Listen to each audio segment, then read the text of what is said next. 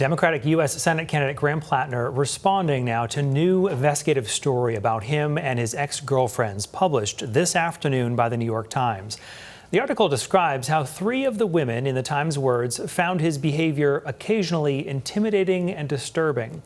The most critical woman, Lindsay Fifield, who says she dated Platner in Washington from 2013 to 2015, more than 10 years ago, told the Times Platner had regularly grabbed her by her shoulders, sometimes hard enough to leave marks, once yanked her out of a taxi by her wrist, and another time twisted her arm behind her back and shoved her into a bedroom and held the door closed so she couldn't leave.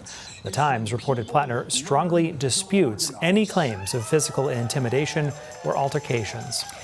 In a written statement to News Center Maine, Platner said, quote, "Throughout this campaign, I've been open about what was a very dark period of my life where I struggled with undiagnosed PTSD, too often self-medicated with alcohol, and was a far from perfect boyfriend.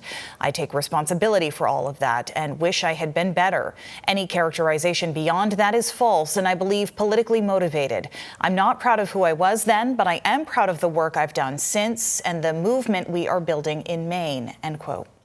As for the ex-girlfriend who described Platner's behavior, we quoted, named Lindsay Fifield, his campaign said, quote, "Let's be very clear. This is a lifelong GOP operative who's dedicated her career to electing Republicans," end quote.